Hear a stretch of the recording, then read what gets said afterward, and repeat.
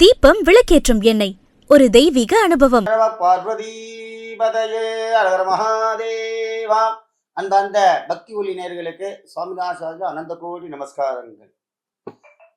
சிற்றத்தை சிவன்பால் வைத்தாரடியாருக்கும் அடியே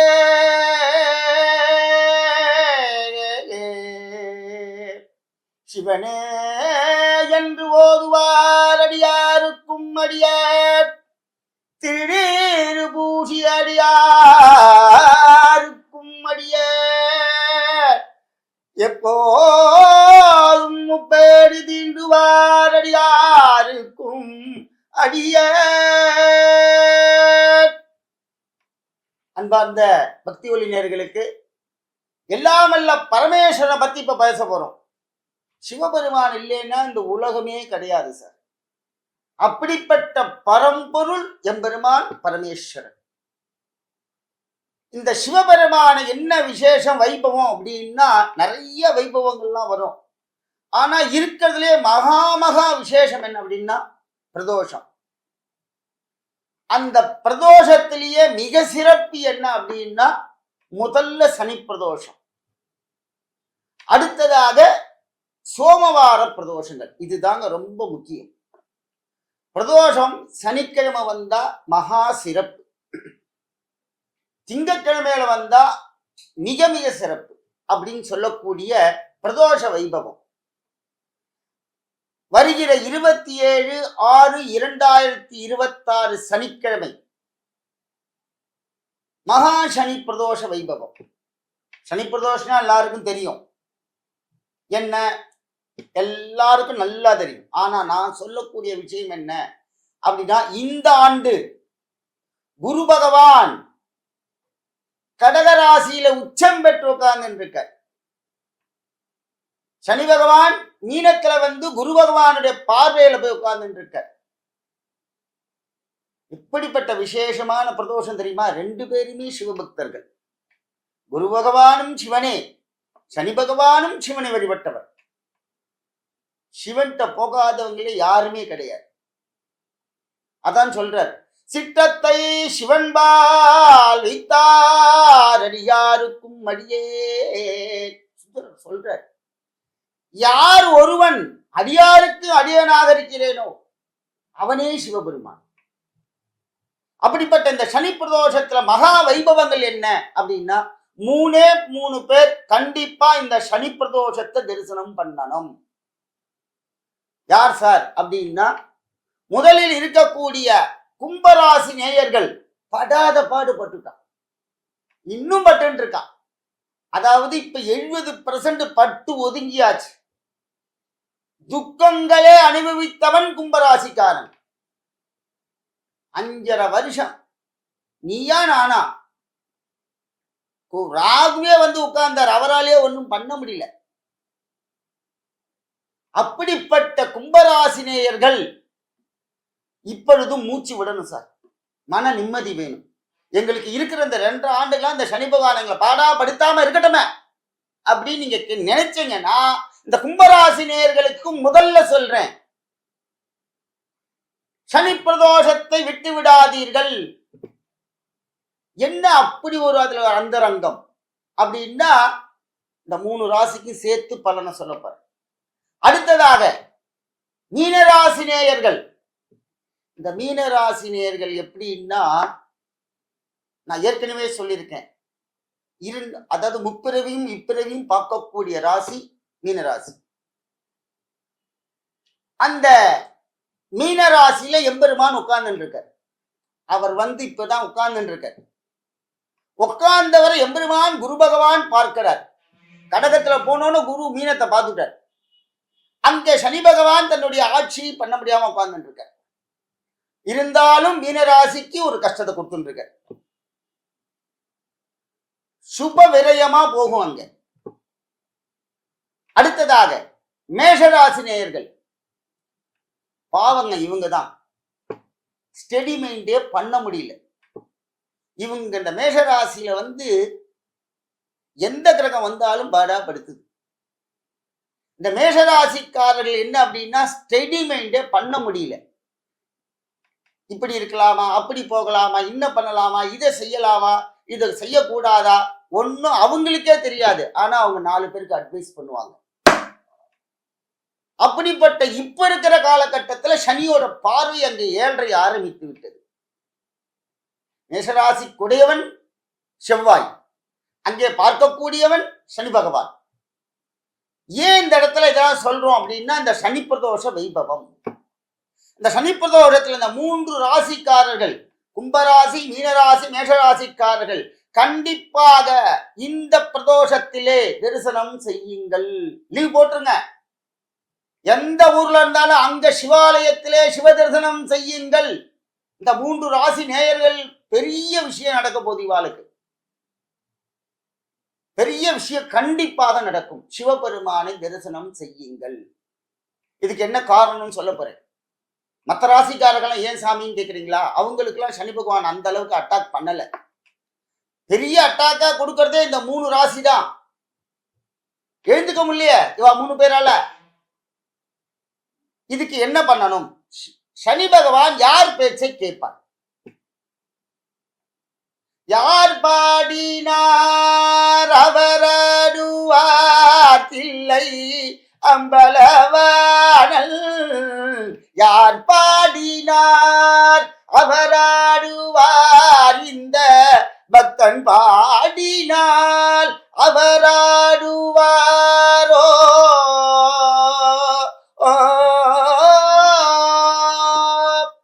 தில்லை சிதம்பரநாதன் சிவபெருமான் ஒரே நாள் பாடினால் ஆடினால் கேட்டால் மயங்கி விடுவார். நவக்கிரகங்களிலே சனி பகவான் அவரை பாடினாலோ அவரை துதித்தாலோ சிவபெருமானுக்கு இருக்கிற ஒரு பெரிய சந்தோஷம் ஒரு பக்தனோட வராது அவருக்கு. சனி பிரதோஷம்னா இதுதாங்க வைபவம். சனி பிரதோஷத்திலே எம்பெருமான் சனீஸ்வர பகவான் என் தெய்வம் எம்பெருமானை பூஜிக்கிறார், அபிஷேகம் என்றார், ஆராதனை செய்கிறார், ஆனந்த கோலாகலத்துடன் பாடுகிறார். என்ன பாட்டு பாடுவார் தெரியுமா? சனி பகவான் சிவனை பத்தி அவ்வளவு அழகா இருக்கும். அப்படி ஒரு ஆனந்தமான ஒரு சங்கீதத்தை பாடுவர்.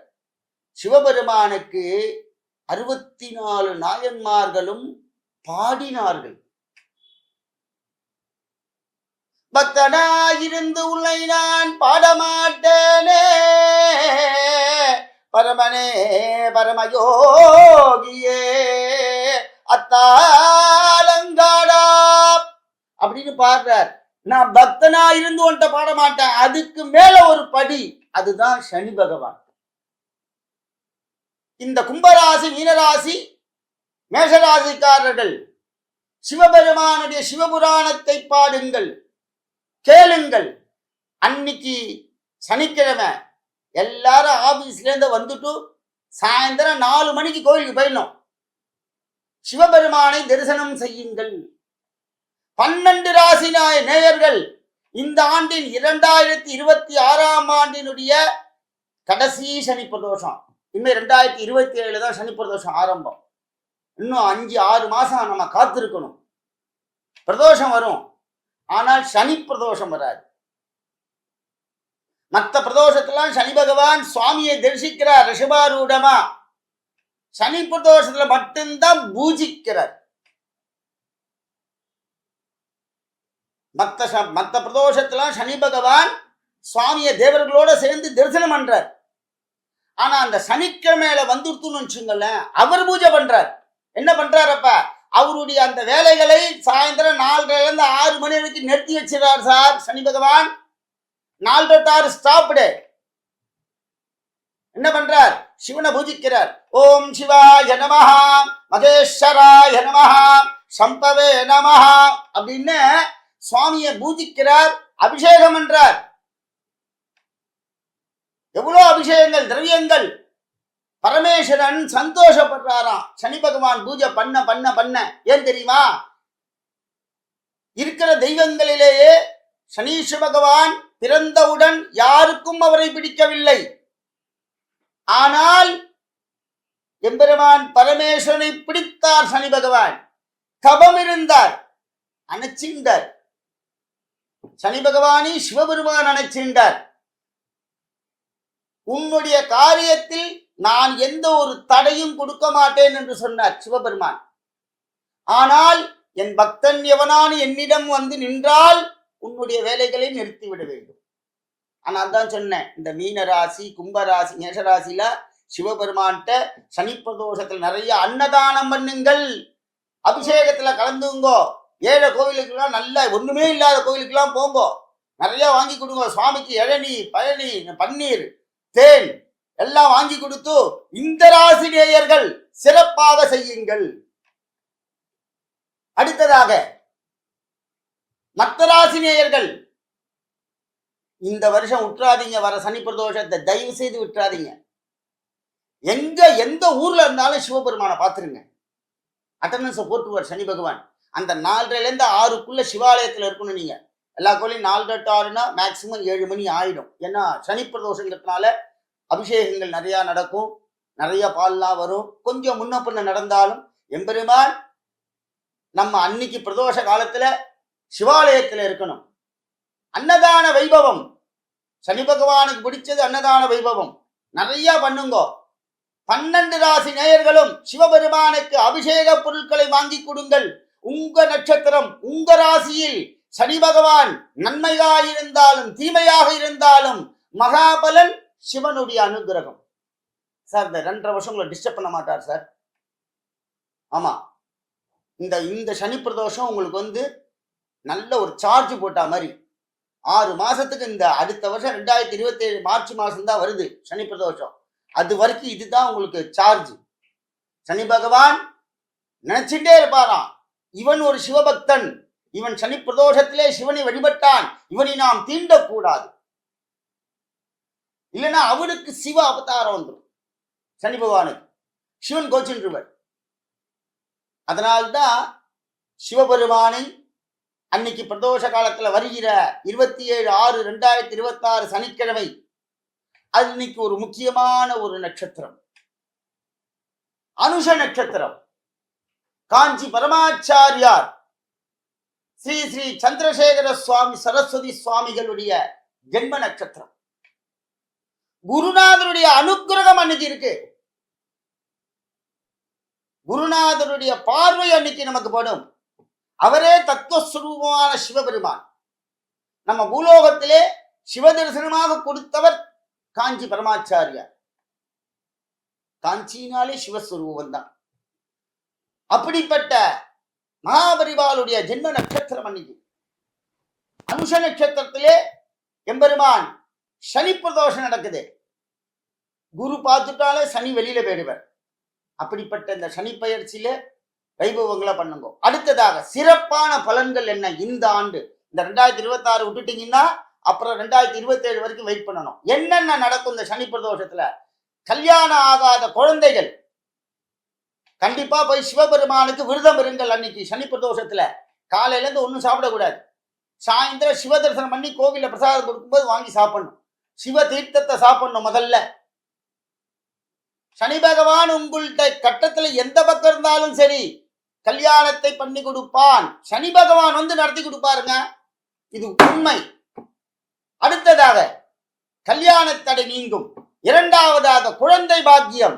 ஞானசம்பந்தர் மாதிரி ஒரு குழந்தை பிறப்பான். தொடுடைய செவியல் விடையறியோன் துவன் மது சூடி பாடுறார் இல்லையா? அம்பாளுடைய அனுக்கிரகத்துல சிவபெருமான் உங்களுக்கு ஒரு ஞான சம்பந்தனாக ஒரு குழந்தையை கொடுப்பார். குழந்தை பாக்கியம் தீரும். அடுத்ததாக முக்கியமான விஷயம், கர்ம வினை போகும். பிதர்களுடைய சாபங்கள், தோஷங்கள், முன்னோர்கள்லாம் நீங்க இந்த சிவபெருமான சனி பிரதோஷத்துல வழிபட்டா முன்னோர்களுக்கு ஒரு பெரிய மகாபலனை நீங்க கொடுக்கிறீர்கள். அப்படி ஒரு நல்ல வழி பண்றார் சிவபெருமான். அடுத்ததாக மாங்கல்ய தோஷம் போகும். சனி பகவான்னாலே உங்களுக்கு யாருன்னு தெரியும், கர்ம வினைக்காரன். அவர் வந்துட்டானாலே அவ்வளவுதான், எல்லாருக்கும் கதி கலங்கும். அப்படி ஒரு சனி பகவான் மாங்கல்ய தோஷத்தை நிவர்த்தி பண்ணுகிறார். கல்யாணம் தட்டி தட்டி போகுதுங்க. என் பையனுக்கு 36 வயசு, என் பொண்ணுக்கு 30 வயசு, 35 வயசு, நான் என்ன பண்றதுன்னு தெரியாம தவிக்கிறேன் அப்படிங்கிறப்ப வருகிற 27ஆம் தேதி உங்களுக்காகவே வருகிறார் எம்பெருமான். பராக் பராக் சுவாமி பராக் அப்படின்னு வாசகம் சொல்றார். ராஜாவுக்கு சொல்ற மாதிரி அகிலாண்ட கோடி பிரம்மாண்ட நாயகராக விட்டிருக்கும் எம்பெருமான் சிவபெருமானை சனீஸ்வர பகவான் பூஜை செய்ய போகிறார். சனி பிரதோஷத்துல ஆனந்த கோலாகலமாக இருப்பார். அங்க சிவநாமத்தை சொல்லுங்கள். கோவில்ல போய் எதுவும் பேசாதீங்க தயவு செய்து. அன்னைக்கு நீங்க பேசுறீங்கன்னா சனி பகவான் அங்கிருந்து 200 நோட்டு வச்சிருப்பாரு, பக்கத்துல எழுதிட்டே இருப்பார் பாபத்தை. புண்ணியம் செய்யுங்கள்.